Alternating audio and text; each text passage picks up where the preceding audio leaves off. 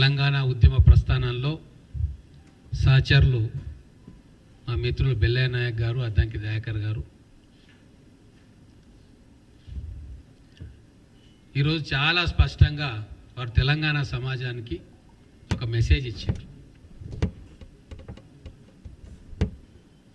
చాలా వరకు దళితుల ఇళ్లల్లో బతుకమ్మలు ఆడలేదు, చాలా వరకు గిరిజనుల ఇళ్లల్లో గోండ్లు కావచ్చు, లంబాడాలు కావచ్చు, ఎరుకలు కావచ్చు బతుకమ్మ ఆడలేదు. చాలా వరకు బీసీ కులాల్లో బతుకమ్మలు ఆడలేదు. కొంతమంది ఆడినరు, కొన్ని కులాలు బతుకమ్మను జరుపుకున్నారు. కొన్ని వందల వేల చరిత్రను, సంస్కృతిని పక్కన పెట్టి 2004 నుంచి వచ్చిన దాన్నే ప్రధానంగా ముందుకు తీసుకొచ్చి కేసీఆర్ కుటుంబం మునిగిపోతున్న పడవను రక్షించుకునే ప్రయత్నం చేస్తూ ఉంది. అందుకోసం వాళ్ళు ఏమైనా చేయడానికి సిద్ధంగా ఉన్నారు. చరిత్ర అంటే నిలకడగా నిజాలు తెలిపేది. ఆవేశంతోటో వాట్సాప్లలో పోస్ట్ పెడితే చరిత్రలు మారవు. అట్లా చెప్పిందే చరిత్ర అని అనుకుంటే ఈరోజు సీమాంధ్ర ప్రభుత్వాలు కూలిపోవు, మనకు తెలంగాణ రాకుంటుండే, కేసీఆర్ గద్దె దింపకుంటుండే. ప్రజలు చాలా తెలివైన వాళ్ళు. వాళ్ళ అస్తిత్వాన్ని ఎట్లా కాపాడుకోవాలి, ప్రభుత్వాలను ఎట్లా పెంచుకోవాలి, ఎట్లా దించుకోవాలి స్పష్టంగా తెలిసిన ప్రజలు మన తెలంగాణ ప్రజలు. వాళ్ళను సెంటిమెంట్ మీద, ఎమోషన్ మీద ట్రోలింగులు చేసి ప్రజాభిప్రాయాన్ని కన్వర్ట్ చేసుకుందామంటే అది సాధ్యపడదు. ముఖ్యంగా కేటీఆర్తో ఉన్న 300-400 మంది ఏదైతే సోషల్ మీడియా వాళ్ళు ఉన్నారో, ఒక్క మాట చెప్తా నేను. 2004లో సోషల్ మీడియా ఇంత పవర్ఫుల్ లేకుండే, కానీ కాంగ్రెస్ టీఆర్ఎస్ ప్రభుత్వం, అలయన్స్ ప్రభుత్వం అధికారంలోకి వచ్చింది. అప్పుడు ఎక్కడుంది సోషల్ మీడియా? లేకుండే. అంటే ప్రజలు సోషల్ మీడియాకు అతీతంగా వాళ్ళ ఆలోచనలతోటి ప్రభుత్వాన్ని దింపేశారు, చంద్రబాబు నాయుడు గారి ప్రభుత్వాన్ని. 2014లో కూడా మీరు ఇంత విచ్చలవిడిగా సోషల్ మీడియాను వాడలే,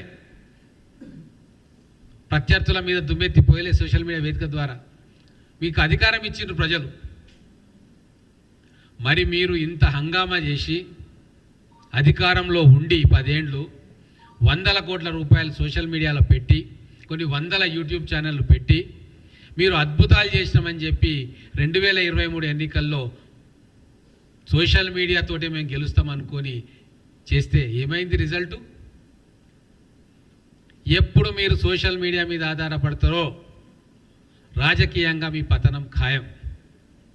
ఎందుకు చెప్తున్న మాట అంటే 10 మందితోటి మీరు పోస్టులు పెట్టిస్తారు, కానీ ఆ పోస్టులను చూసి మీరు చేసే తప్పుడు పనులు, మీరు ప్రేరేపించే తప్పుడు పనులను చూసి 1000 మంది మీకు అగేన్స్ట్గా పోలరైజ్ అయ్యి మీకు వ్యతిరేకంగా తయారవుతారు.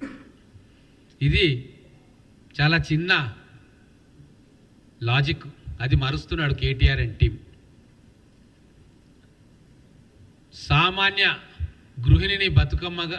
సామాన్య గృహిణి తెలంగాణ తల్లిగా ఈరోజు మనం గౌరవించుకుంటుంటే చూసి ఓర్వలేకపోతా ఉన్నారు. దాంట్లో రంధ్రాన్వేషణ చేస్తూ ఉన్నారు. తల్లి బీదగా చూపిస్తామా,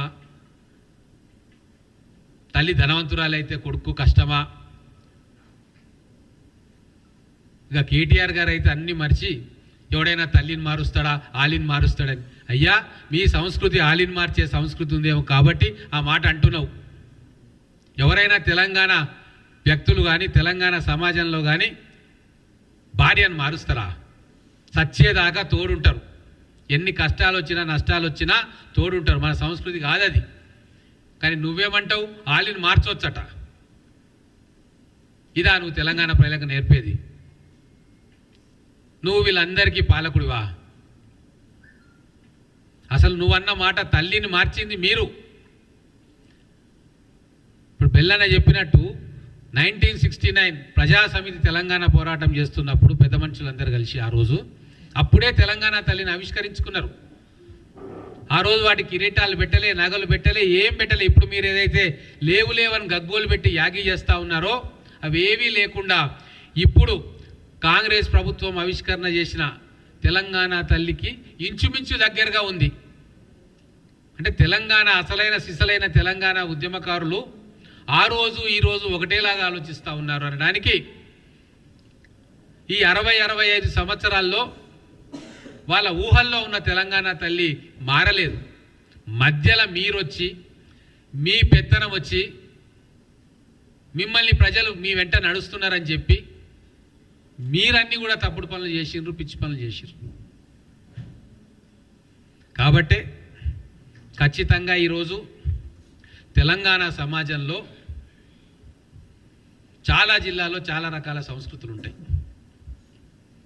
వరంగల్ది ఒక సంస్కృతి ఉంటుంది, కరీంనగర్ది ఒక సంస్కృతి ఉంటుంది. పండుగల విషయంలో తెలంగాణ అస్తిత్వం అంతా ఒకటే అయినా పండుగలు జరుపుకునే పద్ధతిలో రకరకాల సంస్కృతి ఉంటుంది. ఖమ్మంలో ఒక పద్ధతి, పాలమూరులో ఒక పద్ధతి. పాలమూరులోనే కల్వకుర్తి ప్రాంతంలో బతుకమ్మ ఆడతారు. అది కూడా గతంలో అన్నట్టుగా చాలా తక్కువగా దళిత కుటుంబాలు బతుకమ్మ ఉత్సవాల్లో పాల్గొంటాయి. కొంతమంది బీసీ కులాలు పాల్గొంటాయి. రెడ్లు, వైశ్యులు, బలిజలు వీళ్ళు బతుకమ్మలో ఎక్కువ పాల్గొంటారు. నడిగడ్డలో బతుకమ్మ అంటేనే ఎవరికి తెలియదు. అక్కడ దేవరా అని చెప్పి ఒక ఉత్సవాన్ని నిర్వహిస్తారు. నడిగడ్డ, గద్వాల, అలంపూర్. నేను చెప్తున్నా విను, మధ్యలో ఎందుకు డిస్టర్బ్ చేస్తాం. ఆదిలాబాద్లో ఇంకొక పండుగ గొప్పగా చేసుకుంటాం. ఇట్లా మొత్తం జిల్లాలలోనే కొన్ని ప్రాంతాల్లో ఒకలాగా, కొన్ని ప్రాంతాల్లో ఒకలాగా చేసుకుంటున్నారు. సో ఇంత వైవిధ్యం ఉన్న తెలంగాణ సంస్కృతిలో కేవలం ఒక చిహ్నమే మొత్తం తెలంగాణ అస్తిత్వానికి రిప్రజెంట్ చేస్తుంది అంటే అది నమ్మడానికి మేము ఎవరం కూడా ఉద్యమకారులం సిద్ధంగా లేం. కాబట్టే చరిత్ర గురించి క్షుణ్ణంగా తెలుసుకోవాలి. ఈ 14 ఏళ్ళ 20 ఏళ్ళ చరిత్ర కాదు, వేల సంవత్సరాల నుంచి వస్తున్న చరిత్రనే చరిత్ర అవుతుంది. అదే నిలుస్తుంది. ఈరోజు బెల్లన్న అన్నట్టుగా, దయాకర్ అన్న అన్నట్టుగా చాలా వర్గాల్లో బతుకమ్మ వాళ్ళ ఇంటికి చేరలేదన్నది వాస్తవం. ఇది మాలాంటి వాళ్ళం కూడా ధైర్యంగా చెప్పకుంటే, ప్రజలకు నిజాలు చెప్పకుంటే మరి వాళ్ళు చెప్పిందే నిజమవుతుంది. అందుకే మన అసెంబ్లీలో కూడా చెప్పిన, సింహం రాయడం నేర్చుకోనంత వరకే తోడేళ్ల వేటగాళ్ళ చరిత్రనే ప్రజల్లో ఉంటుంది అని. కాబట్టే ఆ చరిత్రను ప్రజలకు వివరంగా చెప్పాల్సిన బాధ్యత మా అందరి మీద ఉంది. కాబట్టి కొంతమంది నొచ్చుకున్నా, నొచ్చుకోకపోయినా, హర్షించినా హర్షించకున్నా ఖచ్చితంగా ప్రజలకు నిజాలు చెప్పాల్సిందే. ఆ నిజాలు చెప్తే తట్టుకోలేకపోతా ఉన్నారు.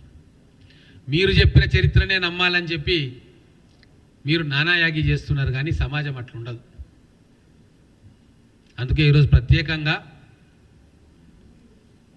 వాళ్ళకి హితవు పలకడానికి, వాళ్ళ మాటలు నమ్మి అదే నిజమని భ్రమపడుతున్న మా సోదరులందరికీ కూడా చెప్తా ఉన్నాం,